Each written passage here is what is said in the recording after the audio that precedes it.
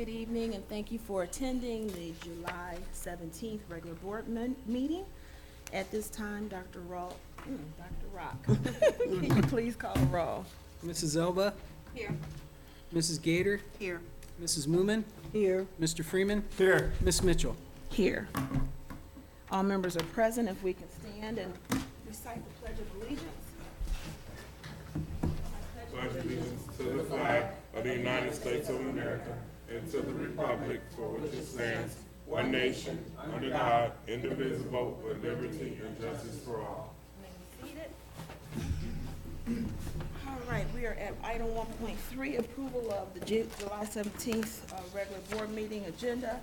At this time, I do know we need to remove item 1.4 as there are no meeting minutes for us to approve tonight. Mr. Jolly, Dr. Rock, are there any additional changes? No. No changes. Board members, are there any changes? Madam Chair, I would like to have an addition to our agenda for tonight. I'd like to make a motion to amend the agenda to include a resolution to censure board member Michelle Elba. May I have a second? A second. Thank you. It's been moved and properly seconded. And Dr. Rock, before we take the roll, there's just something I'd like to share. Just so that the community knows and understands, the purpose of this censure is to reprimand Member Elba for the behaviors exhibited at the June 26th board meeting. The censure is the way that the Board of Education is able to reprimand board members. This act alone does not remove her from our office, nor is it our intent to do so. However, it is our intent to publicly state that we as a board do not approve of her actions. In theory, our job as board members, as elected officials, is to establish board practices along with Superintendent Jolly and Treasurer Mike Rock that pave the way for a successful journey for our students to return to academic excellence. We cannot allow anything or anyone to get in our way. That's why we find ourselves in an unfortunate situation this evening, being forced to reprimand a board member whose recent and ongoing actions go against our code of ethics and derail our intentions of focusing on students and education. This has not been an easy decision because censure is not something that we take lightly. However, it is essential for the success as a board and as a district and a community to ensure that our focus remains clear, our mission is achieved, and our goals are continually being met and measured. My fellow board members made it clear that this is not behavior that we want to that will allow us to move forward in this district. And as I look around this evening in the boardroom, and for all of those individuals that called and emailed us following the June 26th meeting, I want to say thank you to each and every one of you for your continued and unwavering support of our efforts as we work as a team to transform our district. So at this time, Dr. Rock, can you please call the roll? Well, I have a statement, since we're making statements before you call the roll. So let me explain. I walked out of the board meeting, as I told them when I walked in at 6:31. I was walking out to make a statement for parents and students who have been asked this board to address things as if, number one, we had staff members who were drunk on field trips that the board did not want to address. We had staff who made racist and derogatory comments to students that the board does not want to address. We had staff members who are basically lying on their timesheets, who the board does not want to address. So my thing was to make a statement for it in the meeting. And I'm pretty sure that if I call a lawyer or the state, you can't censure a board. A board member can walk out of a meeting at any given time. So this is what was concocted, and since we're talking about teamwork or whatever, we had a special emergency meeting that the president nor the vice called me to ask me, hey, we're having it on this date and this time, does it work for you? I had to hear from another board member 3 days before saying, hey, did you know we were having a meeting? So when we talk about teamwork and dream work, it's not here on this board, and I'm really tired of this board trying to put on a show in front of the community, the people, and everything, as if they're doing the right thing, and they're really not. If you guys were behind closed doors, you would see that it's this entire board. So that's my statement. Thank you. Thank you, Member Elba. And just so that we put some clarity on the insinuations that the board is not addressing, we as a board are not allowed, and by legal perspectives, to discuss any employment in a public setting. We have actually had our attorney address this to board members via email. And at this time, Dr. Rock, will you please call the roll? So we're not gonna go back Dr. and Rock, forth. will you please call We're the not roll? gonna go back and forth. However, I'm really tired of this board Mrs. trying to make comments and act like it's overshadowing what I Barbara, said. she's I never asking- asked anyone to make comments in public, We just are- to Michelle, address. Excuse me. Michelle, Excuse me. I want to bring the meeting Excuse to me. order. So. We that need is- to bring and the you can meeting bring- to And you can bring order. the meeting order to argue We what, Ms. need to Mitchell. bring the meeting You can to bring the order. meeting to order, but you're gonna stop lying Madam in Chair, public. Madam Chair. So we can move have a- forward. You can we stop have a lying in roll Mr. public. call. Heating, Madam Chief Chair, we have a Heating. roll So call. we can, If we you can, can't remove a board member. oh, we can you- remove oh, a you board can't. member. Oh. You need to read Robert's rules. You need to know what you're doing. Madam Chair. I do. And you You really need, don't. you know what, you have been You really asked to don't. come to Excuse order. me. Miss Barbara. Excuse me. We neither Miss here nor Barbara, there, we need We're calling to. roll right now. Let's do that, We're please. calling roll right now. Barbara. You guys are pathetic. They've asked for you in attendance. Barbara, You guys are pathetic. they've asked if you are in attendance, please. Dr. Rock is Yes. calling the roll. Mrs. Elba, Yes. Mr. Freeman, Yes. Ms. Mitchell. Yes, motion passes 5-0. So you weren't in attendance, they were asking. Next to on the approve agenda is item 1.4 1.5. Oh, 1.5. and 1.4. It is the resolution. Can you Are we gonna pass? take Mr. Jones? Oh, good.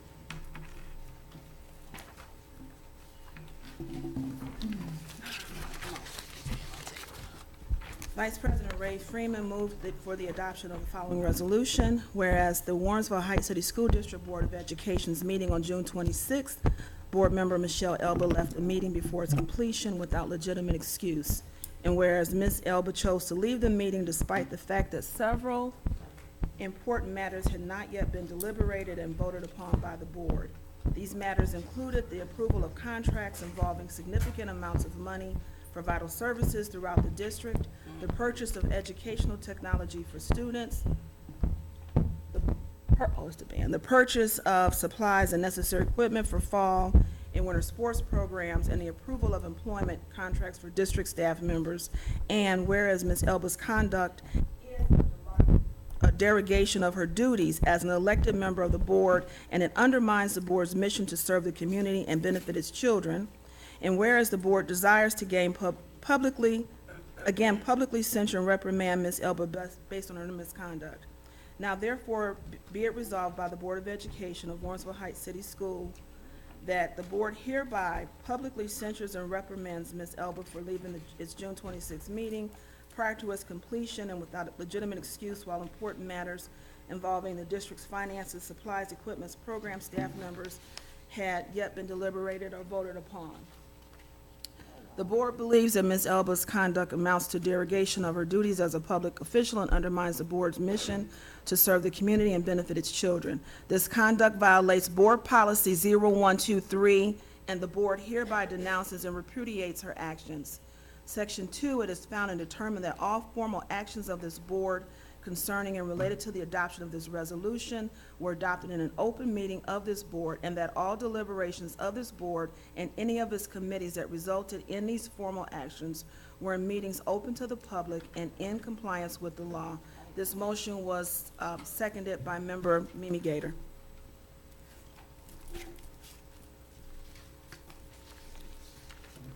Dr. Rock, can you please call the roll? Mrs. Moomin, Yes. Mrs. Elba, Mrs. Gator, Yes. Mr. Freeman, Yes. Ms. Mitchell. Yes, motion passes 4-0. Next on our agenda is item 4.0. I'm sorry, 1.5. It's public participation. Anyone who has completed a public participation card and have given it to Dr. Rock, we have one. Yes. Mr. Chambers. Okay, and just as a reminder, we do ask all of our guests when they speak to adhere to a 3-minute You don't get special time privileges limit. this week, Mr. Chambers. I know, but we're gonna work toward it, sir.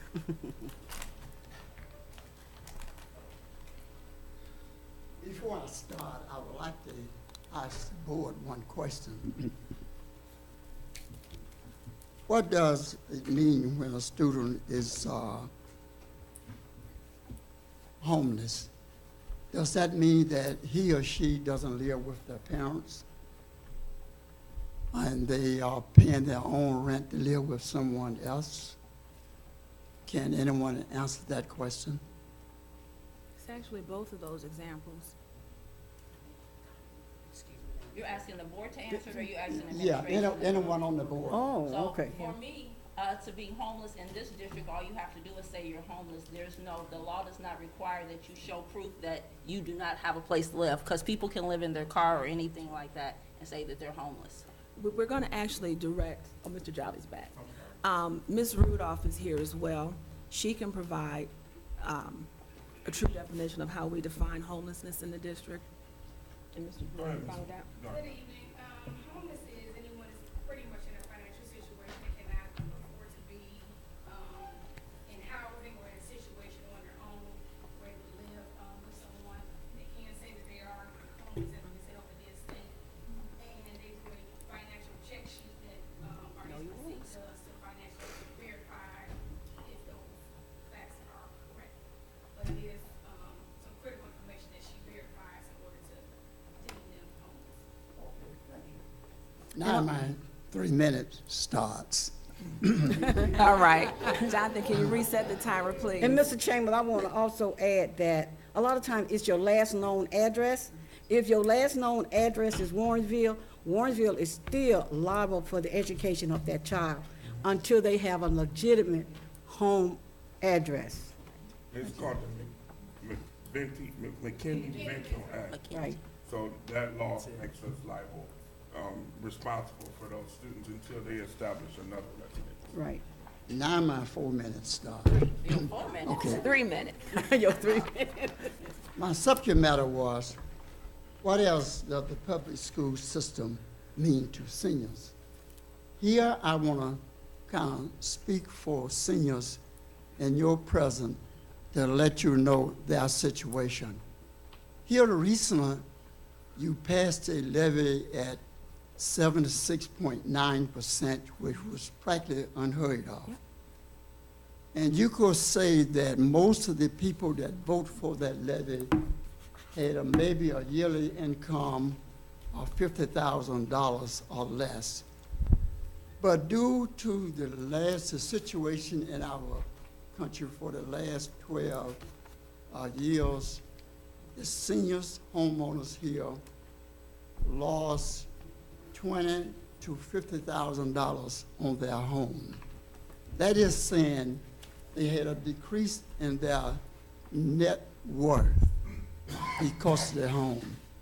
Most of the people,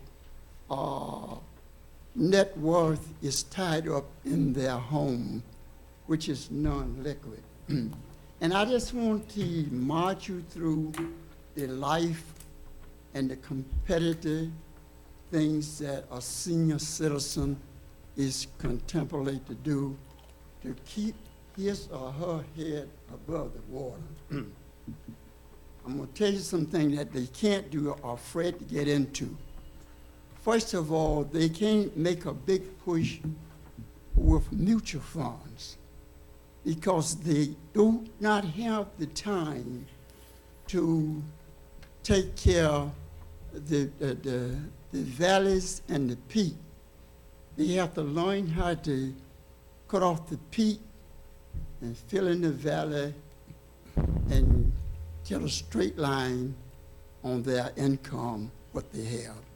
So when someone trying to invest, he or she looking for two things in their investment. They are looking for growth and they're looking for income. So neither one of these things fit the seniors. What else the senior can look for? They try to go to what you call CDs that pay approximately 2.5%, which should just balance out the cost of living. And the next thing they look at the structured CDs. And they can't get into that because it's too complicated. And when you get into structured CDs, you are really talking about the floor and the table. And to be able to calculate the floor, and why it will exceed the table, you would have to know more about the investment portfolio that those structured CDs compile of. I'm trying to give you their life and what they compete with, because these people went out, even with that sort of income, and still voted for that sort of bond. And they did it because they have trust in you. They think you are good people. I do too. And I think all of you are intelligent people. But what I saw last week, I did not like it.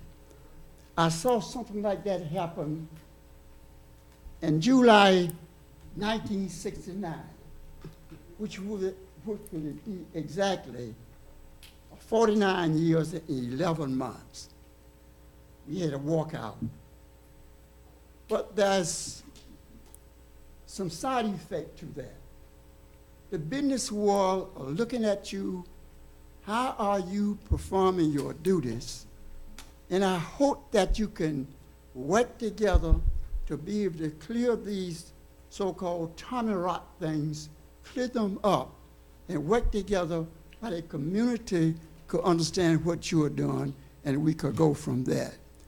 Some of the other things the seniors tried to get into to keep their head above the water is looking at stock, but you have to buy that in bulk. And they can't afford to buy in bulk. And one of the greatest things that we can participate in to buy municipal bonds.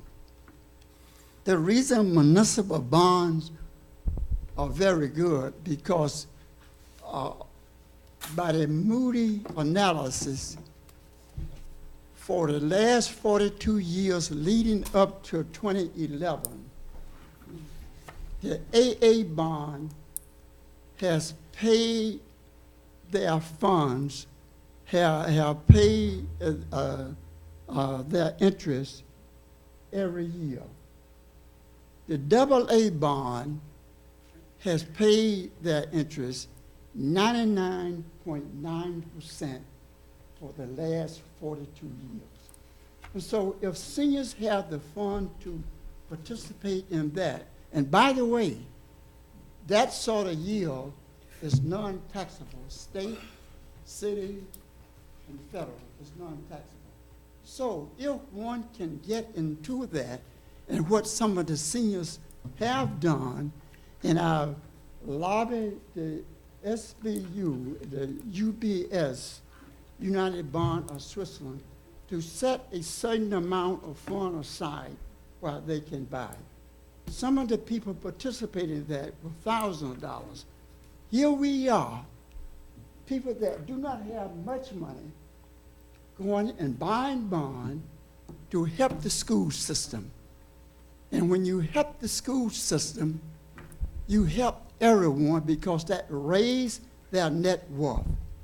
And the greatest, although we had a loss from $20,000 to $50,000 the last 12 years, but the best way to get that back,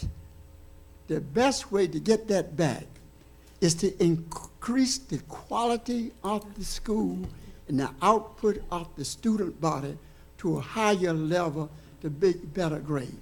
For instance, I'm going to give you two cities for you can research on. Birmingham, Michigan, and Oxford, Mississippi.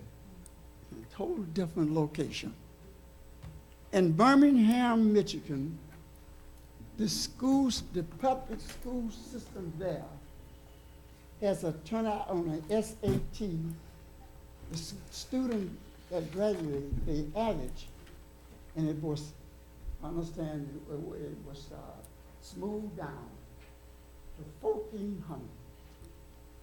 And if you try to buy a house in Birmingham, Michigan, a 2-bedroom bungalow, you pay more than $250,000. And the same thing is happening in Oxford, Mississippi. Check it out. Don't take my word. Check it out. So what, in essence, what I'm saying, if we do our business right, get our head together, and operate correctly, we can raise the income back for these senior citizens where their net worth will be more than what it is now. Because some of these people later on want to sell their home where they could live and support living conditions someplace else. So I'm importuning the board here to try to work together. Do your work. Don't come in here with your jaws tight over a small amount of Tommy rot. Again, I say I'm importuning you to work together to help us all. Yes, sir. Thank you. Thank Mr. you. Chairman. And we hear you loudly and clearly. We Dr. have Rob? another card, President Mitchell. It's for Mrs. Underwood.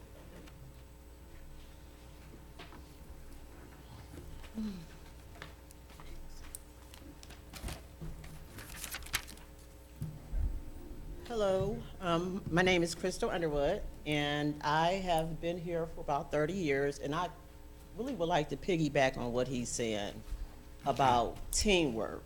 So I know everybody's excited about us being out of this academic distress, but if you think about it, we're not really out of academic distress. Literally, we are, but we're not, because we have schools coming, we have a lot of things going on.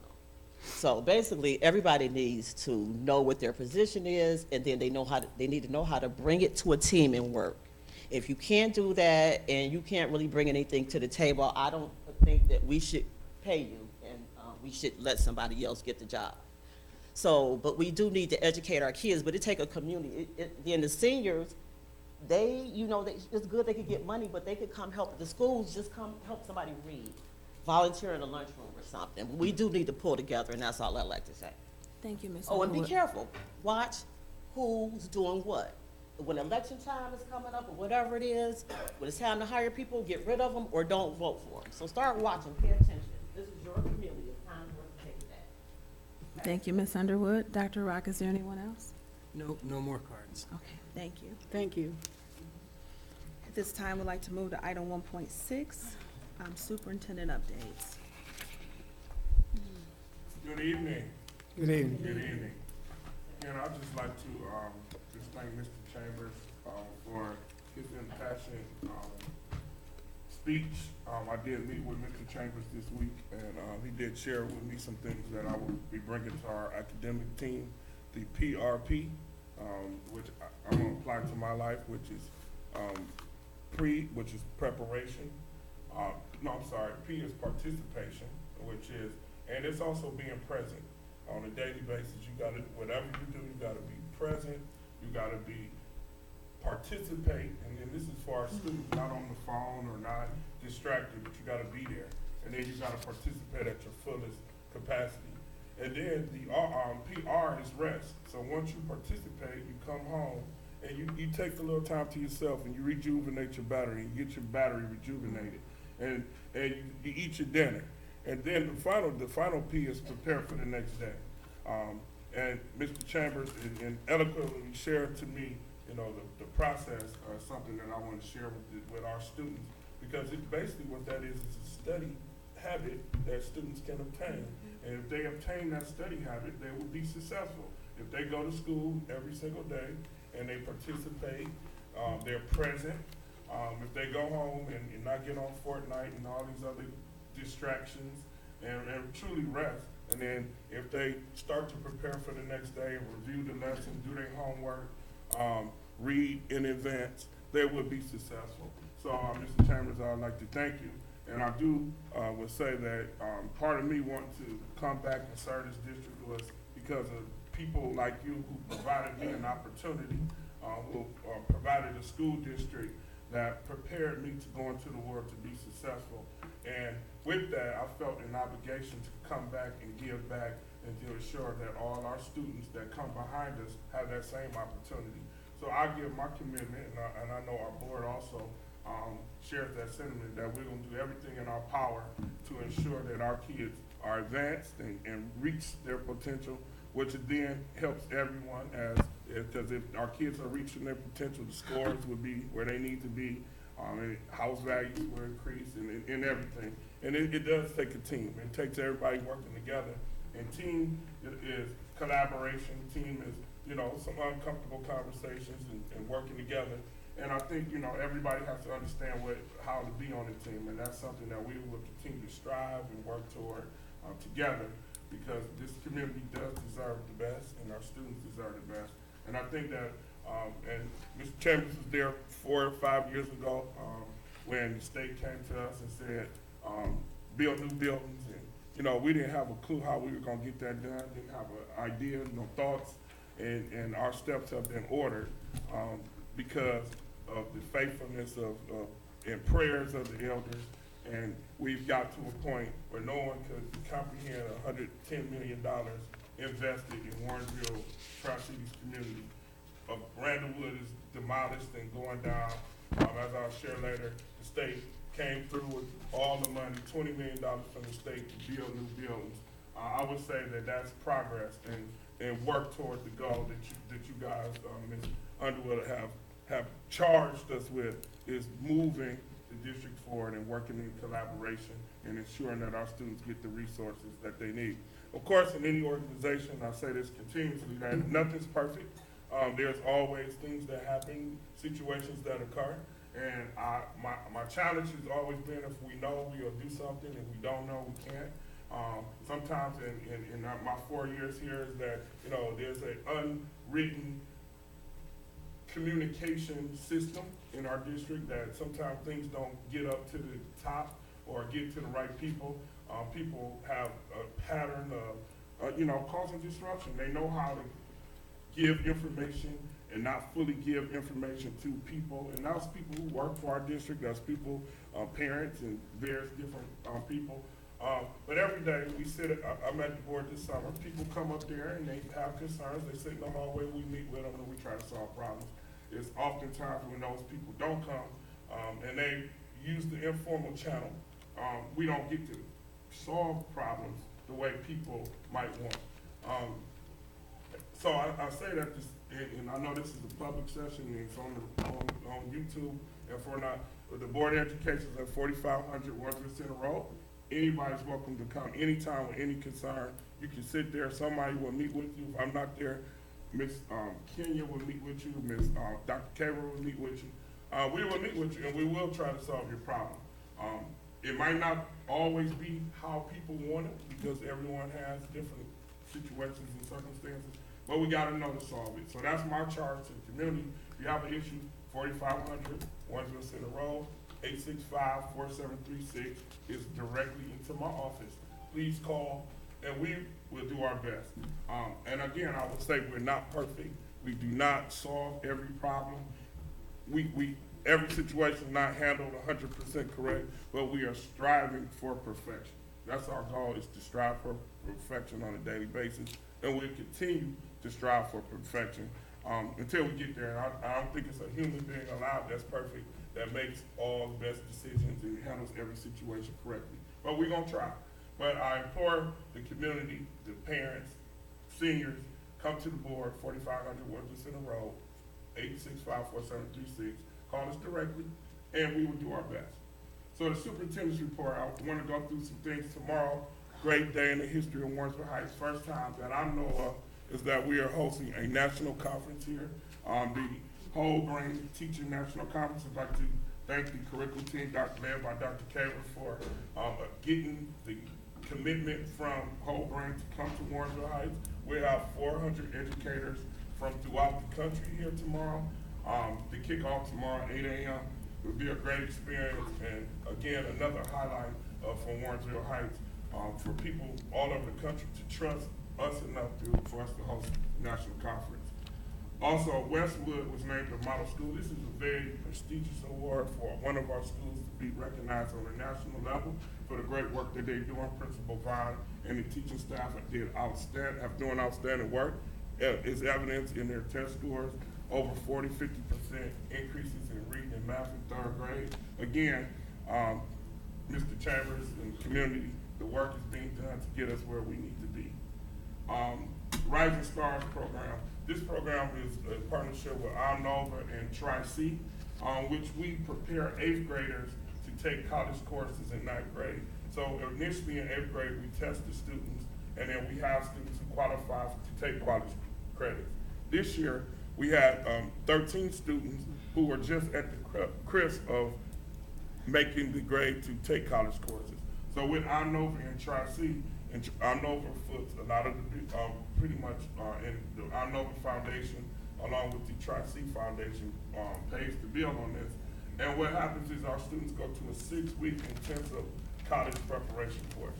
This year, 9 out of the 13 tested into ELA 110, which is the first year of English at a college level, and then the rest will test in the fall.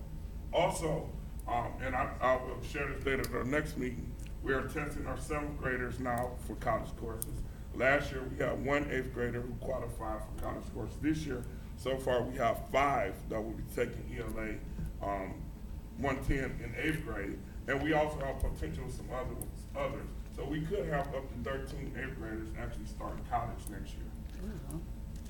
Freshman Bridge Academy, again, in our efforts to prepare our students for success, we have our Freshman Bridge Academy. This is when all the freshmen come in for a week intensive preparation for high school, go over the schedules, go over their summer reading.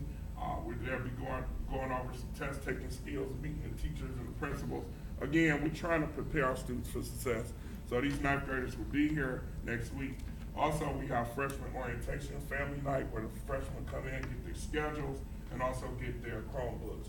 So we want to make sure that our freshmen are prepared for success moving into the next school year. Our 2nd grade readiness camp, now this is new, but this is something that we all know that if a child can read, they can be successful, they can pass any test. That reading is the key to success. So this is the first time we're doing a 2nd grade readiness camp. This is for students coming from 1st grade to 2nd grade who have shown some deficiencies of reading, or parents can just sign them up if they feel like their student needs some extension exercises. We held at Westwood. We will bus the students to and from, and lunch and breakfast is provided. It is the 2-week program. Again, this is our efforts and our investment in our young students to prepare them for success. And you can see as our kids matriculate since we've been in the district, they are being more successful. Back to school fairs, August 3rd. I'd like to thank Ms. Rudolph for her efforts in getting the back to school fair together. This is our enrollment fair, but we will also have some other activities going on. Our district partnered with the 12th grade students. Senior class is partnered with Tennessee State University Alumni Association. So they will be having a car wash that day on October 3rd, so the seniors in Tennessee State. Also, Tennessee State and our seniors will be hosting a 3-on-3 tournament. Information will be coming, but Tennessee State University Alumni Association has adopted our seniors for this coming year. So they'll be doing a lot of activities with the seniors this year. All right, some important information on the lobbying front. As the community knows, the board invested last year in lobbying efforts against House Bill 70. Our efforts, along with a lot of other districts, has resulted in this Ohio 2019 budget, which I believe will be approved relatively soon. In this budget, the Academic Distress Commission will have a 1-year moratorium. That means that over this next year, they will not bring in any new schools into academic distress or school takeover. So no new schools going in. During the meanwhile, the legislators will be working on a solution to try to come up with a bill to solve the problem. I did sit on the committee with Senator Peggy Langer to discuss House Bill 70 and how we can rectify it and remedy it, not as the representative of the first ring and the mid-sized urban. So we hope that we get that opportunity again to be part of the solution. And then also the high school graduation requirements, these are what they anticipate there will be, some changes. Students must complete a minimum course with credits, which is the same as now. but they must show competency passing Algebra 1 and English 2, or meet non-testing measures as earning a credit, a math or English credit through College Credit Plus, demonstrating career experience and technical skills through the Career Tech program, or through the ASVAB or the Army program. Also, they have to earn 2 seals developed by the state or local district. For example, industry credential seal, which we do a lot of this already, college ready seal, for scoring remediation free on the college entry exam. That's like the ACT or SAT, which is above an 18, or I think it's a 21 to be remediation free. So these are things that we'll be working on moving forward to exactly establish what our exact criteria is. But this is for the class of 2023, and once the budget is approved, then this becomes the law. Facilities update, this month we were awarded the last $12 million for our buildings, which complete our interaction. It doesn't complete our interaction with the state, but it gives, the state will award us the money to complete our project. This has been a 3-year process where we've been put to the front of the line, pushed back to the front of the line, put in the line. We went down and met with them in January to try to get pushed up.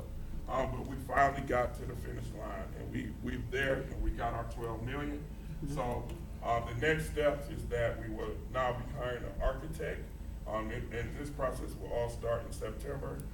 We're hiring a new architect for the 6 to 12 building, and we'll be hiring a construction manager for the 6 to 12 building. These two will be a collaboration with the OFCC, so it's kind of 50-50 on who gets selected, but we will have board members and other people on the committee to judge the people who will apply. So there'll be a bid process where the RFQ will go out, and different companies will bid on one to be part of the process. So then there'll be a they're shortlisted, the state is shortlisted, and then they'll bring the people in for the interviews for the final selection. Elementary building construction is underway. We have Sean White here from Infinity Construction. The trailers are there, so the trailers are there, and I was told today they're fully operational, so they are fully on site now. As you can see, the site is changing every single day. Went from all mud, now you see some driving area around it. We expect to see structures going up by the end of this week, early next week, I was told today. So you start to see, and the gym area will be the first area that you'll see start to go up. So that should start this week. And then Highland Food Mart, we are in the process of getting all the utilities cut off at Highland Food Mart. So I believe the electric is cut off. We have to get the gas cut off and the water. Once that's complete, the documents will go be forwarded, and then we hope to have it down by Labor Day. So something will be coming to the board in August, and then we will be tearing this building down in August. Hopefully by Labor Day. That's rough, our goal. We might not make it, but that's our goal, is Labor Day to have it down. Okay, I'm open to any questions. I do want to announce that the district will be presenting at the CUBE conference in September. We'll be telling our story of how the district, we went from NF district to progress, and all the accomplishments of getting buildings, increasing enrollment, rehiring staff. We'll be telling that whole story. So I know our board members will be there. We'll be taking the team to the CUBE conference. So this time I'm open to any questions. Can I just ask one quick question? Yes, ma'am. So you talked about the fact that Westwood was selected as a model school, which is great news. What I want to know is, what is the criteria? Is it because of their grade level, or is it because of the advances that they made? It's a combination of advances, school culture. They presented there also. So in looking at their advances, their scores the last few years, and just the culture of the building and their presentation, they were awarded that designation. Okay, all right, thank you. Are there any other questions?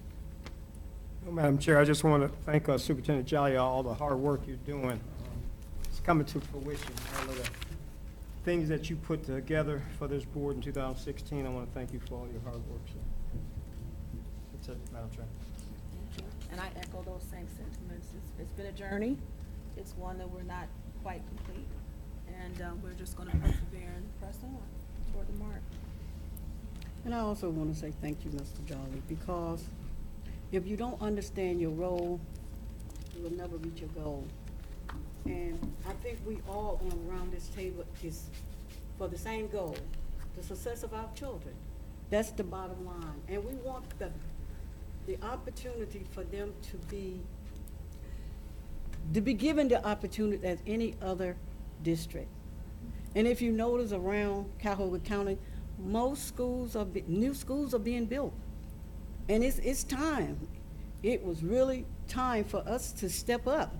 And I'm gonna thank Mr. Jolly for that lead, because we've been waiting for so long for new schools for our children. You know, and I'm a senior, and we value our young people. If you go to any of our senior meeting, if I stand up or someone comes in there and talk about the school, they have millions of questions because they want to know, what are we doing for our young people? What are we doing? And Mr. Jolly, I have the highest regard, because he took that helmet, and he is actually leading us and leading our children for success. And that's one of the reasons why I'm on this school board, because I want to see the success of our young people. That's my goal. That's my mission. You know, and I just want to I want to thank the community for giving us the opportunity and supporting us. Because anytime you talk to the seniors, they want to know, what can I do? And Ms. Underwood, I have seniors that are willing to go into the schools anytime that the principal call and say, we need some help. I have a senior that would go. That's not even an issue for me regarding seniors. Thank you. Thank you, Ms. Newman. If there's no other questions, thoughts, comments, I'd like to move to item 1.7, the treasurer's update. My update's fairly short, because then we're gonna have a presentation with Doug from PMC. I just wanted to mention that you see the beginnings of the new budget now. We're in budget season that goes from July 1st to September 30th, where we establish the permanent appropriations for the school board. So one of those steps is setting some of the super blanket purchase orders. These are purchase orders that'll go in different departments and it will last the whole school year. So you establish that up, and then it's a repetitive bill that may come monthly, it may come quarterly, but it's a repetitive part to it, and that's why, and it's a large amount, so it's usually their larger amounts, and that's when we set up the super POs. There will be more to come. This is sort of the first run of that's coming. So as we put our budget together, there will be more super POs, and then more of the budget will be completed too by September. So with that though, talking about budgets, tonight there's a large item on the agenda for $18 million. This is the majority of the contract for the new pre-K to 5 building. This is the envelope and the outside of the building, so it's the main structure of the building. And Doug and Sean are here, Sean from Infinity, Doug from PMC, to present and answer questions on this contract. So if you want to proceed, Doug? I'll ask one question as you gentlemen come forward, just so that everyone understands what the envelope means. Be sure to include that in your discussion this evening. Thank you. I'm sorry I used that term. That's okay. We're used to it. Do you have a... Oh,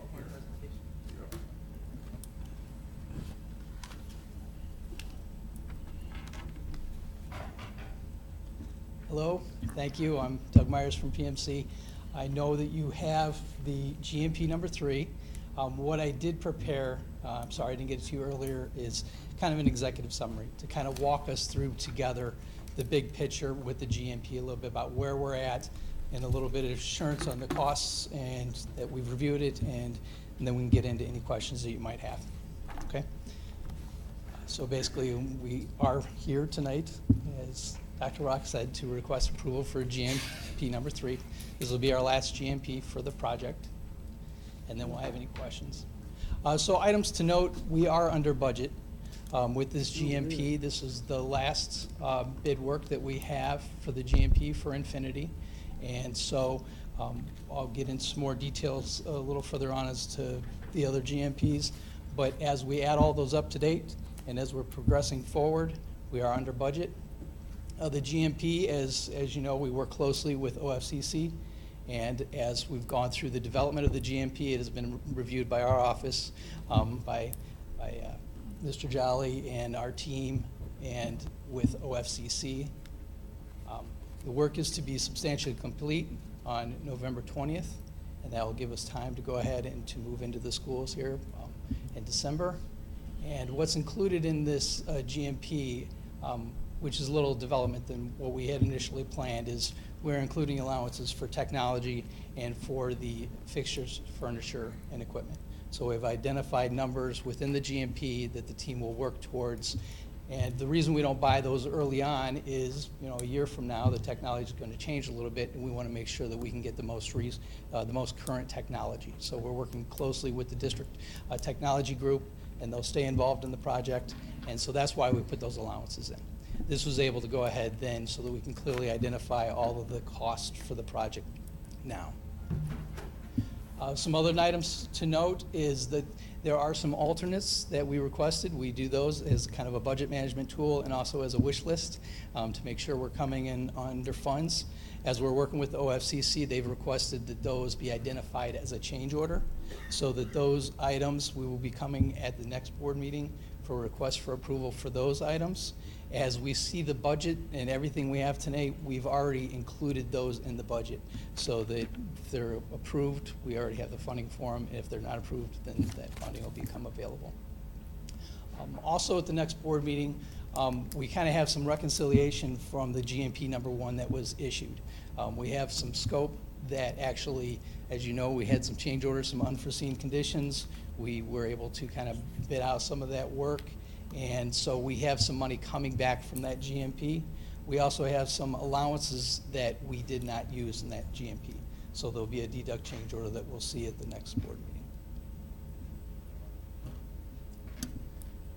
So here's the executive summary. We have total project budget, the funding that we're identifying for this project, $33,740,183. And the total costs that we're anticipating to date are $33,685,030.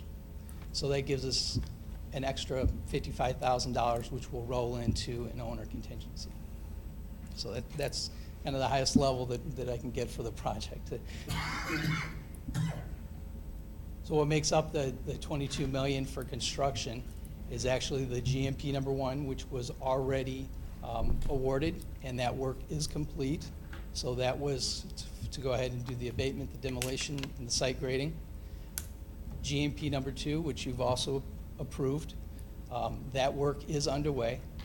As Mr. Jolly said, you know, the foundations are going in, and we're actually starting to put up the masonry walls are starting to go in. That was for $9.9 million. And this final GMP is for the mechanical, electrical, plumbing, technology, and as I mentioned, the interiors and the FF&E. And so the building enclosure actually, some of that was in with the building envelope for, that's actually the enclosure. So we have the structure, and then the envelope is whether it's masonry or whether it's the curtain wall and glass for the windows. So it's actually to build the enclosure for the building. So a lot of times as we do the project, we do it in steps. As you know, just following these GMPs, it's pretty kind of standard. We tear the building down, get the site ready, get the foundations in, get the structure up. That gives us time to go ahead and continue design for all the mechanical and electrical. And then we can go ahead and award the GMP 2, so that work's underway. And now with this GMP 3, this is the rest of the work.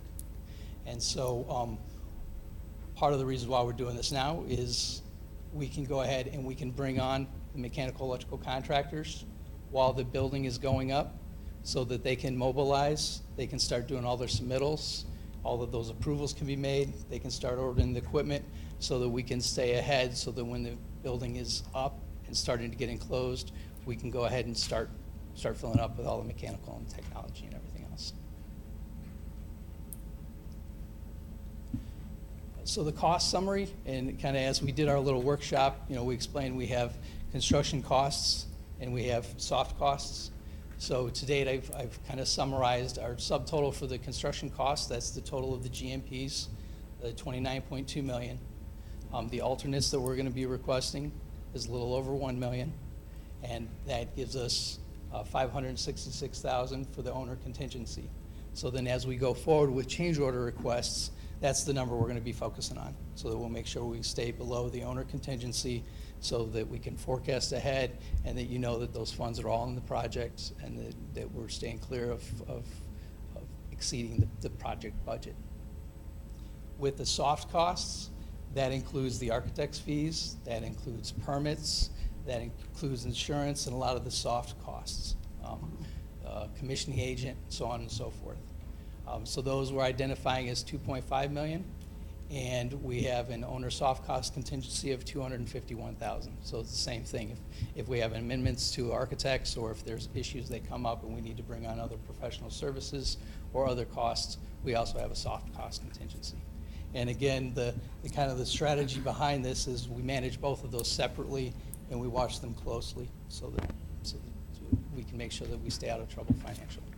So that gives us the total that we saw previously of the $33,685,030. So that's kind of my executive summary. If you want to have any questions, yeah. I have two questions, and I may have missed it, so if I did, please forgive me. How much exactly are we under budget at this time? So right now, we have the budget that we've identified of the $33,740,000, we're $55,000. Okay, I did miss that. And then my second question is, as we're working on contracts and what have you into 2020, are we able, or do you guys work with those contractors and vendors to do pre-qualified cost or whatever, so that we lock in costs now, so that as the cost of living increases over a specific period, we're not impacted by Right. that? Well, we can't really do that, but what we do is when we put estimates together, we accommodate for or allocate for escalation. So as we put together the overall budget, we anticipate what the escalation is going to be. As we bring on the architect and start putting together, and we're going to bring on the architect, and then shortly after that, we're going to bring on a construction manager, and then they'll have costs for escalation, and they'll also have some design contingencies, which kind of help cover some of those, but not until we really get to this phase where we actually have a GMP. That's when we really lock the costs in. Now, the next step of that is after we issue the GMP, Infinity is still meeting with their prospective subcontractors. And so they're doing what's called scope review meetings. They're going through all the different items, and Sean's reading it off. And he's making sure that they understand exactly what he wants from them. And if they don't have it, they might adjust their number one way or another. He's going to make sure that he has all the scope that he has anticipated buying, and then they're going to go ahead and they'll contract it out to that sub. Now, if they contract it out for less than what's in the GMP, then we will have what's called bid day savings come back to the owner. If they contract it out for more, then that's part of the GMP risk that they have. So that's another step that we have to try to help manage some of those costs and fix those costs. And Thank Doug, you. doesn't GMP stands for gross maximum price? So, Guaranteed- and that's what our guaranteed construction maximum price. manager at risk, once we lock that in, it's the risk goes to the construction manager if there's any unforeseen increases in inflationary or anything like that. We're locked in with the GMP. Yeah, it's not to say that we won't have changes and that there'll be items that'll be changes or unforeseen conditions, as we know, but yeah, that'll lock in a lot of those costs. And so what you're referring to is the change orders, right? When you say Exactly. They're making changes, so. Yeah, that'll be a change, yes. Guaranteed maximum price just means that this is the price, and anything above and beyond, like he said, is Chris, tough. their list, and then change orders will come into play, and those will still come to us to be approved. Exactly, yeah, the items that couldn't be anticipated or clear changes that weren't identified, yeah, those will still be the responsibility of the district. I think Barbara had For us to get a copy, can we have this? Absolutely, yes. I can email it to you. Okay. Thank you. I have one quick question. I saw alternate costs. Yes, Exactly what is that? okay. That $1 million kind of stuck out in my head, but I don't know what are we paying for in the alternate costs? So we have several different alternates that were requested. Some of them had to do with a higher level of protection on the glass in case there's an incident. We have some, they have to do, there was a request that was made where we have a shelter that's built, and we're looking at putting the foundation for that. We had a request for higher quality of masonry that we're gonna go ahead and do. We had the, kind of the, The high so cost of what? yeah, let me pull that list So right one up. is like the roof, a flat roof or a roof with the. That's the roof. alternate? Yeah, that's an alternate. So Okay. the- That's one The of- base is the roof, just a flat roof going Okay. straight across. The alternate is the roof with the similar, like the library roof where it has like Yes. the V in there. Yeah. It's like an option A and an option B. Option A and option B. Right. Oh, You gotta okay. pay a little Right. more. We want to do, but we might have to go with this for unforeseen. Right, so when you circumstances. look at the model that we have, it has the B roof in there, the one that Yep. you see. But when they crunching the money, yeah, if that doesn't fit the money, then it has to come out to fit the budget. So basically what happened is you got the base bid, and then after that base bid, then those alternates that we might want in there, then you start adding them and subtracting them to get to your number. Oh, okay. So one is more expensive than the other? Yeah, if you put all A the flat. alternates in there, it's more expensive. So there's, you have A and a B. Right. So you either choose the A or the B. The A is the more expensive, the B is the less expensive. So you go through each and see what fits our budget. Like, pretty much that's where we are. Yep. It's some of those other examples, so the main entry roof and storefront, that was a good example. Decorative split face block, so one of the things we're gonna ask for is for that. We had some metal wall panels in lieu of split face block in a couple of the areas. Basketball courts, we have as an ad alternate, operable partitions in classrooms. Oh, okay.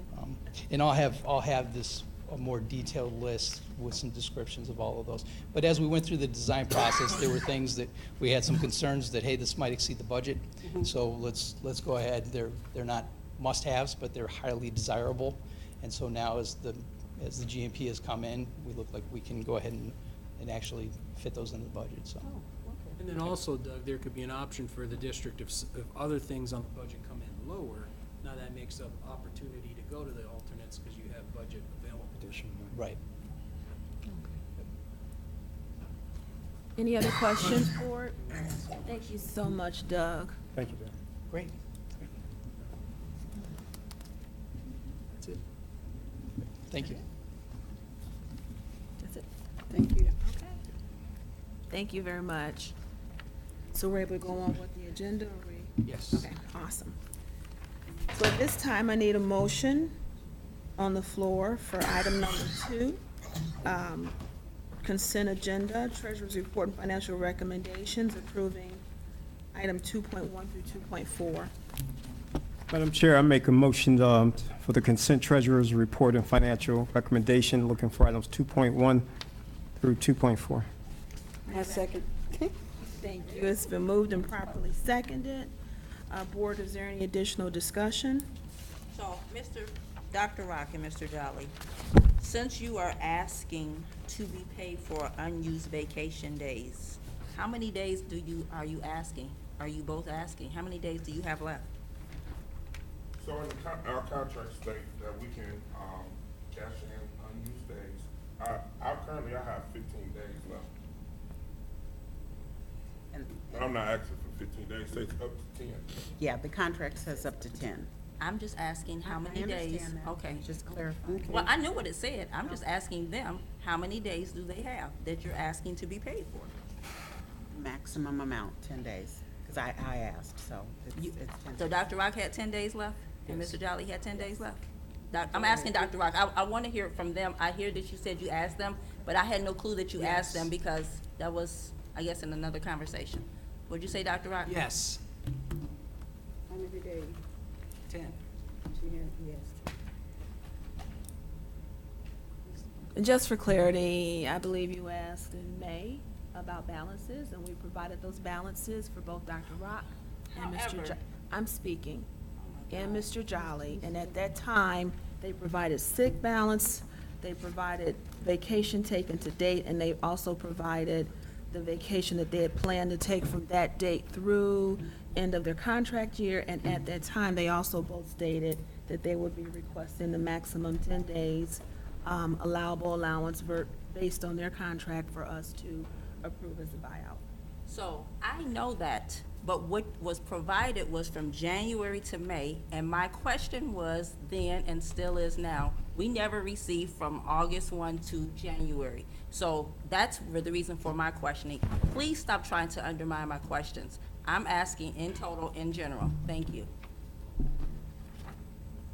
Thank you. If there's no more I discussion. have one other question, Madam Chair. Superintendent, Dr. Rock, on the super purchase, the total amount of that, or is there a total? Two? Well, I didn't total it because it's just all the different departments. Oh, okay. Yeah, he spent. What's more important is the individual purchase orders.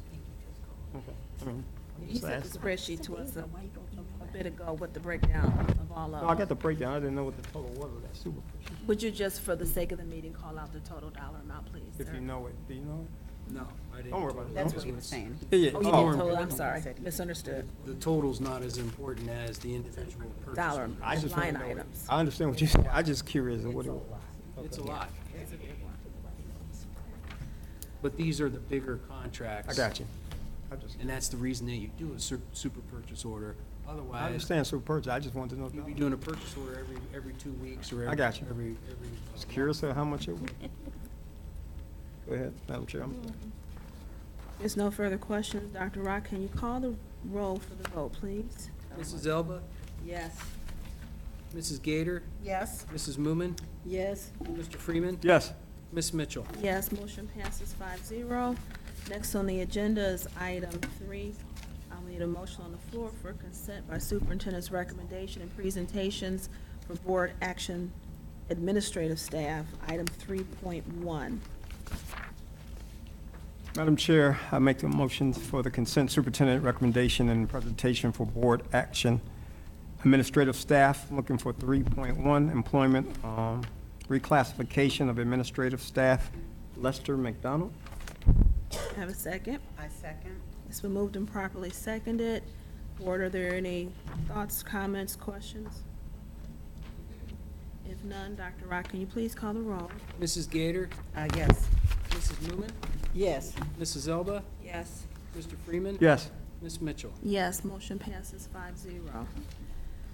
Next on our agenda is, we need a motion on the floor for consent voting for superintendent's recommendations and presentations for board action certified staff. This would be 4.1 through 4.5. Madam Chair, I move the consent, item number 4, superintendent's recommendation and presentation for board action certified staff. I'm looking for items 4.1 through 4.5. May I have a second? I second. It's been moved and properly seconded. Board, is there any discussion? If none, Dr. Rock, can you? I have one for Superintendent Jelly. Yes, sir. Item 4.3, when do you think you may have that person in place to excuse me. No, that's all right, go ahead. That's all right. Yeah, this is the standard non-renewal. Yeah. The football coach has already been approved already. Right. Some of the other positions also. Okay. No other discussion. Dr. Rock, can you please call the roll for the vote? Mrs. Yes. Mrs. Elba, Yes. Mrs. Gator, Yes? Mr. Freeman. Yes. Ms. Mitchell? Yes, motion passes 5-0. Next on our agenda is we need a motion on the floor for consent for superintendent's recommendation and presentations for board action classified staff. And this is items 5.1 through 5.4. Madam Chair, I move the consent, item number 5, superintendent's recommendation and presentation for board action, classified staff. I'm looking for items 5.1 through 5.4. Second. It's been moved and properly seconded. Board, is there any discussion? Hearing none, Dr. Rock, can you please call the roll? Mrs. Elba? Yes. Mrs. Gator? Yes. Mrs. Moomin? Yes. Mr. Freeman? Yes. Ms. Mitchell? Yes, motion passes 5-0. Next on the agenda is consent agenda, superintendent's recommendations and presentations for personnel and programs. We need a motion on the floor to approve items 6.1 through 6.20.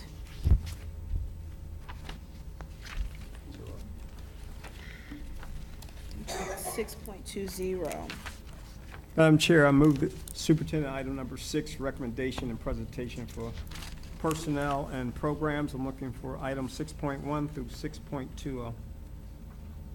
May I have a second? Second. It's been moved and properly seconded. Board, is there any discussion? Can you remove 6.3 and 6.2? We will absolutely remove 6.2 and 6.3 in the future. If you could please ask for those removals before we put the motion on the floor, that would be greatly appreciated. Okay, I didn't say So if we 6.2. could please rescind. She I said didn't say 6.2, I said 6.3. 6.3, forgive me. If we can please rescind that motion and then instead put a motion on the floor. Madam Chair, I rescind the previous motion, and I move for a new motion for the consent superintendent recommendation presentation for personnel programs. I'm looking for items 6.1, 6.2, 2, 6.5. 6, 6.4. 6.4, 6.5, 6.6, 6.7, 6.8, 6.9, 6.10, 6.11, 6.12, 6.13, 6.14, 6.15, 6.16, 6.17, 6.18, 6.19, and 6.20. I second. No, I just said take out 6.20. Said We did 6.3. take it out. I said 6.3 and 6.2. I do you want them apologize, both out? but I would ask you to please speak so we can hear. I couldn't hear you. I heard 6.3. If we can please amend and revoke that motion, and please call it again. We are removing items 6.3 and 6.20. 2-0. Madam Chair, I rescind that previous motion, and I'd like to make a new motion for the item number 6, consent superintendent recommendation and presentation for personnel and programs. I'm looking for items 6.1, 6.3 through 6.1, 6.2, I'm sorry, 6.1, 6.4. 6 point. I thought she wanted to do them separate. I'm making one for the. So if you do one motion, just do 6.1, then 6.2, then 6.4 through 6.1. I got you. Okay, all right. I'd like to make the motion for 6.1 through 6.3. 6.1 through 6.2, and then 6.4 through 6.19. I thought Michelle wanted 6.2 and 6.3 separate. No, just 3. Oh, I'm sorry, okay. Three. I'd like to make a motion for the item 6.1 through 6.2, 2. And then 6.4. and 6.4 4. through 6.19. 19. And I'm going to second that. Thank you. So what about the student code? She were voting separate. That's separate. Oh, I'm She said sorry. 6.20, Okay.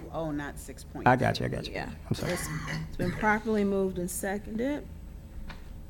And just as a reminder, Board, we're voting on items 6.1 through 6.2, and then 6.4 through 6.19. I got you. Is there any discussion on these items that are on the floor for the vote? Yeah, 6.2 band trip. What exactly are they doing at Calamari? So that trip, that trip already happened. That was this, it was, on this 6/26. It wasn't on the agenda, but, it would've, it should have been, it was an end of the year trip for the band. Oh, okay. They had, got the money and they went to Kalahari, but we didn't put it on the agenda. Okay, So we added it to the agenda. I did give permission to go. okay. So we didn't have to pay anything for this trip? No, the band been raising money and they, had money. So Okay. I did want to speak on 614 and, 613. Currently, the district does not have any vans, operable vans at all. Our vans are, I think, Miss Callahan, how old is our van? It's out of commission. Yeah, it doesn't even run. Yeah. We had another van that was real old too, that they got rid of like last year, the year before. So this is the purchase of 2 new vans, 2019 vans, state-of-the-art vans, and they'll be used for special ed. So currently, we contract with them to transport special ed kids within the district, which every year is an exorbitant cost. So now we're gonna internalize it by purchasing these vans. One van would be paid out of IDEA, which is our special ed funds, and then the other one will come out of permanent improvement funds. These vans also can be utilized by like a sports team. So like we have track or we have cross country, instead of us taking a big 50-seat bus, the coach can actually drive the students to the game. If you look at all other districts, I'm gonna say most districts, they have vans that are available and used. Also, just say we have teachers going to a professional development outside the district, they all can ride in the van together. Again, this is a great investment. 2 new vans for the district. We internalize costs, so we're not paying vendors every year to transport students. We can transport them ourselves, and these vans can be used for multiple uses. So I just wanted to bring that. We should have the vans before school start. If approved today, they will have our Warrensville logo on it, and it'll be real nice for us. And they'll pay for themselves. Yeah, like with the savings that we'll receive instead of paying vendors. The person that drives the van, they don't have to have a CDL? No, the person who drives the van does not have to have a CDL. They don't. So we have a person who was a bus driver last year who has some issues with their license, so we'll probably move over to that position. The ruling is if a driver has a CDL, then they don't need any other training to drive the van. Oh, okay. So if you get another driver, a van driver, then they may have to have maybe a couple weeks of training. Yeah. And Ms. Lindsay said that the trainer, and if not, we can get somebody else to do it. She gonna train 'em. Thank you, Ms. Callahan. No, she's not gonna train them, she's gonna pay for them to go to training. You said Yeah, she through was gonna IDA train money. Yeah, I wanna be clear, through our special needs, IDA money, she'll be able to pay for the training. I wanna make that clear. Ms. Lindsay would not be training the bus driver or the driver. I wanna make that clear to the community. Okay. So everyone's clear. But we have the resources to train the person. All right. If there's no other discussion, Dr. Rock, can you please call the Mrs. Gator, vote? Yes. Mrs. Moomin, Yes. Mrs. Elba, Yes. Mr. Freeman, Yes. Ms. Mitchell. Yes, the motion for 6.1 through 6.2, then 6.4 through 6.19 passes 5-0. Now we need a motion on the floor specifically for item 6.3, and that reads, resolution regarding student suspension appeal, adopting the designee's decision modifying suspension. Can I have a motion, please? Madam Chair, I'd like to make a motion for item 6.3, and that's the resolution regarding student suspension appeal, adopting the designee decision modifying suspension. May I have a second? I second. Thank you. It's been moved and properly seconded. Board, is there any discussion on this item? If none, Dr. Rock, can you please call it roll? Mrs. Moomin, Yes. Mrs. Elba, No. Mrs. Gator, Yes. Mr. Freeman, Yes. Ms. Mitchell. Yes, motion passes 4-1. Next, I need a motion on the floor for item 6.20, student code of conduct. Madam Chair, I move this superintendent recommendation and presentation of personnel and programs.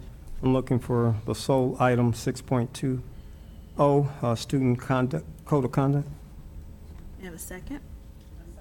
It's been moved and properly seconded. Board, is there any discussion? Mr. Jolly, Yes, ma'am. was the piece removed about parents having to have an interview with the principal and get permission before they can withdraw their kid? Connie, can you speak to that about interviews, exit interviews in the handbook? It's in the handbook. I had a parent from the high school call me and said that she was told before she could withdraw her child, she had to interview with the principal. And I sent that to you in an email several months ago. You called that? Yeah, I do recall you sharing that. I do know that doesn't hinder anybody from withdrawing. The interview doesn't, because people withdraw every single day without meeting with the principal. But, because they do withdraw every day without meeting with the principal. We do strongly encourage people to interview the people leaving, because we want to know why they're leaving. Are they moving because they moved, or are they moving because they don't like our district, they don't like teachers? I mean, we try to get feedback on why they're moving. But it does not prohibit anybody from moving at all. Ms. Elba did share that with me. That's not opposed. She shared it with me. I asked the board, I don't think it's prohibitive of people leaving. I mean, they can leave, they come in and refuse to meet, they still gonna get withdrew. They're not gonna hold their transcript or hold anything based upon lack of a meeting. But at top, we strongly encourage our principals to find out why people are leaving, because it is good customer service to know what your clients are saying or your customers are saying as they leave. And if it's something we can do to stop it, we will, or anything we can do to change a situation, we'll try to. And we have got some great feedback from some parents leaving. Some of them moved and they just shared, some good things they've seen, some things that they think we could work on, like communication. That's one thing, and that's why our teachers adapted to Remind app, where they send the text messages and so forth. If anybody got a phone and you're on our call list, you probably get a call 3-4 times a week, because we're trying to increase communication so people know. So I will say, Ms. Elba did bring that to our attention. She had her concerns. The parent did share their reservations about having to meet with the parent, with the principal. But in my opinion, that is not any hindrance of withdrawal. It is just an opportunity to gain information. Yes, ma'am. Oh, I'm sorry. So, just kind of spinning off of what you guys were just discussing, it is in there, and the way it reads is the board directs that whenever a student wishes to withdraw, efforts should be made to determine the underlying reason for such action and the resources. So if they're doing something different, like saying, you can't withdraw until you meet with the principal, then that's different. But this does not say that. It just says that that efforts are made to try to find out why. So I don't know if there's administrative guidelines that have already been established for this. If there are, I would imagine that maybe that's something that could be or is already added to the withdrawal form. I don't know. So that's just a thought, why are you leaving? Is there anything we can do, something along those lines? I think it's just adding a communication piece, as Mr. Johnson stated, to find out, get feedback to try to solve an issue, talk to parents, and sometimes change their minds, maybe they will, find resources or solve an issue for the state. Right, and I'll say one of the things like after-school childcare, that was a big concern of a lot of parents, because some of the charter schools offer after-school childcare, and we didn't. So that was one of the feedback that we received. So we went to the Y and said, how can you help us with after-school childcare? Which last year, it was the start, but now I think it'll be more people participating because parents need the childcare. And if you got a charter school that got childcare, you're gonna send them to the charter school because they got childcare after school. Another thing is like summer camp. That was one of the feedbacks. Like, well, what do you guys have for the students in the summer? Again, that partnership with the YMCA allows us to have summer camp. A lot of times we hear recreation things like you don't have any basketball. You don't have things. So a lot of our initiatives and partnerships with the YMCA, B-Buzz Baseball is based upon some of the feedback we getting from people, because people want to live in a community where their kids have things to do. So they move because sometimes the kids don't have nothing to do here. So that's what we're trying to do is, that feedback has been instrumental in moving forward with trying to get more activities for our students outside of the classroom. Is our enrollment improved? So, yeah, I mean, last year we ended at 1759. So right now, the seniors dropped off. And the pre-K has to fill. So we're in that process of pulling up, getting the numbers. So we should have a better idea after the enrollment fair on the 3rd. I think last we had, how many kindergartens? Like 90 kindergartners or something? 93. And normally, I mean, our goal is 125 per grade. I mean, that's Per class. roughly our grade. Our goal is 125 per grade.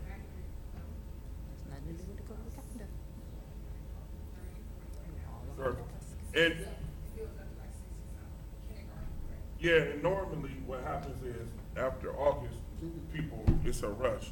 I mean, it's a rush after August. People wait till the last week to register their students. Because I was worried like 2 years ago, it was like 75 at this time. And we ended up with like 140 because it's a late rush.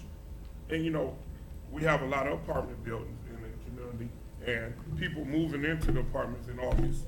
So as they come in August, they enroll their students and then our enrollment will. So we'll be in the 125, 130 range when school starts. And we got how many teachers? We got 6 kindergarten teachers. Fantastic. Sorry. We're not able to at this time. This is the board meeting, but thank you.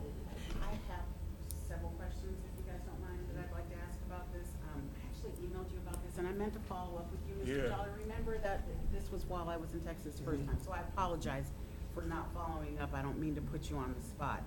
I want to first ask, who does the student code of conduct? Is it Connie? Ms. Rudolph. So I want to thank you, because you guys did a really good job. I don't know if you guys realize this, but what's in the student code of conduct literally mirrors what our board policies are. So if we're making change to the student code of conduct, then somehow it needs to fall in line with changes that we're making as far as board policy is concerned. So one of the questions that I want to ask is this, Mr. Jolly. How does your staff ensure that changes to the student code of conduct follow changes that are made when Neola makes updates? Or do we? So we only adopt the new student code of conduct like during this time of the year. So the update won't occur until the new book is So where I'm going with this then is, let's just say that a parent is reading something in the student code of conduct, but now we've made a change. So they're not getting the most recent information. How do we address that? Or do we start putting something on the website when we have these changes that are made? I think it's a discussion.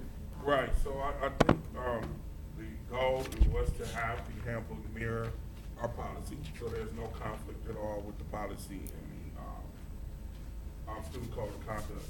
I think in reviewing what your request is, that we would probably have to make amendments throughout the year.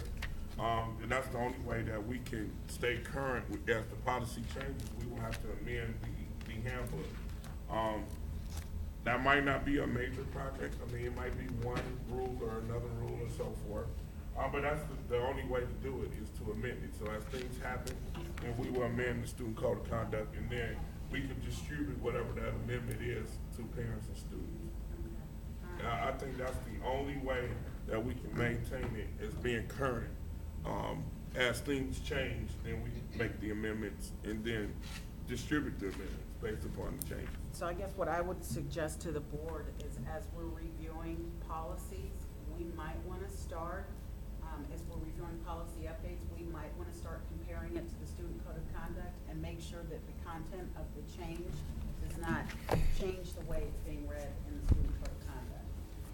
It might not be a big issue, but Yeah, and in some instances it may, because it's what the state's decreeing. So we definitely keep that on the radar, Ms. Rudolph and myself. thank you. And then there was one thing I just wanted to get clarification on. Under the immunizations, the table read 2018, and I'm wondering if the table should read 2019. It's maybe a small thing, but I don't know. I don't know if those tables change, you know, if I got this from the district nurse. So Okay. That's something that I got, but I can't double check it. Okay, all right, and let's see here. So the only other thing I'll just mention is, because this references, it is mirroring policy, and this is for the board. I was kind of thinking that there should be a reference in the student code of conduct that states that this is a board policy, maybe in parentheses or something. You know, if it's policy 2260. And the majority of them were policy, but it doesn't state anywhere. So I don't know if it's something that could be added to the table of contents. And you guys are probably ready to send it to print. Right, I thought Connie, she started doing that, I thought it was in there. I didn't see see it in here. Okay. So it's just a thought, you know, again, for the board, that is what we look at. That is the only thing that we do is policy. So if parents are looking at the student code of conduct, they should be able to say to us, you know, I read the student code of conduct and your policy 9130 states so-and-so. Well, we'll ask that, if we can get this approved, we can make adjustments and maybe bring something back. With the first day of school being less than 20 days, we would need this printed, but we can make an amendment. Well, I have a question. If it hasn't been bundled for print yet, so if it hasn't been bundled for print yet, if those additions can be made, board, do we have to review to micromanage the fact that they're gonna make those updates for us, or can we just say, Mr. Jolly, would you and the team make those updates to make sure that the policy is reflective? And to simplify it, just as a thought, for the sake of saving time, you could literally add another column that says board policy under the table of contents, instead of trying to go through each page and adding the policy number, if that makes sense. Yeah, we'll get that done. Make it work for you. We'll get it done. Thank you. Was there any other discussion, board? If none, Dr. Rock, can you please call the roll? Mrs. Elba, Yes. Mrs. Gator, Yes. Mrs. Moomin, Yes. Mr. Freeman, Yes. Ms. Mitchell. Yes, it passes 5-0. Next on our agenda is item number 7, school board conferences, conventions, and workshops. There is a workshop board that we have been asked to review and approve. Mrs. Elba would like to attend OSBA's Refocusing Your Board from Conflict to Kids on this Friday, July 19th, in Columbus. May I have a motion on the floor so that we can approve this, please? Yes, Madam Chair, I'd like to, I move to accept item 7.1, OSBA Board Workshop, refocusing your board from conflict to kids, for member Elba to attend. I'll second that. Thank you. It's been moved and properly seconded. Board, is there any discussion? Just a quick question, do you know what this is about? Or can you share with us what it is that you expect to get from this particular workshop? I always expect to get something from the workshop, but this is basically talks about what it says, refocusing the board from conflict to kids. Just keeping the focus on kids and not all the extra like we had earlier in the meeting. So taking away from the drama and staying focused on the kids, and different ways to go about doing it and having the board stay mature. And that's just a one-day conference, correct? Just a one-day thing. You wanna go? If it's from 10 a.m. I'm just to 2 asking, p.m. on anybody wanna Friday. go? You can go. 10 a.m. Well, I'll to be 2 on p.m. 2 p.m. This Friday? This Friday. You wanna go? If there's no further discussion, No, but I will be interested to hear what you bring back. On that one. Absolutely. Thank you. Dr. Rock, can you please call the roll? Mrs. Gator, Yes. Mrs. Moomin, Yes. Mrs. Elba, Yes. Mr. Freeman, Yes. Ms. Mitchell. Yes, motion passes 5-0. At this time, board, we are at section 11.1, and we need to have a motion on the floor. Excuse me, before we do that, I just wanna announce something really quick. That, on August the 11th, I'm partnering with the Kappa Compound, and they're doing free haircuts for anybody who needs a haircut from 3 to 6. And they're also collecting toiletries and cleaning supplies to give to those domestic violence, people, because some people, students in our district, the families have come to them and asked for help for different things because they are in abusive relationships. So I'm partnering with both of them to carry out both of these things. Thank you. Is there a flyer we can promote? All right, we can get into it. We'll Put on the website? Yeah, we'll put it out there, get it. They have a motion on the floor to move into executive session with the statement that's listed there, please. Madam Chair, I move to enter into executive session, preparing for conducting or reviewing negotiations or bargaining sessions with public employees concerning their compensation or other terms and conditions of their employment. May I have a second? I second. It's been moved and seconded. We are going to move into executive session. We do thank you all very much for your attendance at this evening's meeting. Beginning in the month of August, we will return to our 2 meetings per month, the first and the third Wednesdays of the month at 6:30 in this room, and we do invite you to join us. Thanks so much and have a good evening. I have a question. I thought we were doing Dr. Rock's thing as well. We're not doing that? That's what we're doing this evening. Oh, okay. Well, and just an FYI, I will not be at the meeting next week. I will be at a conference. Next week or on the 7th. Our next board meeting. I will be at a conference. Thank you for letting us know. Y'all have a good night. You guys have a good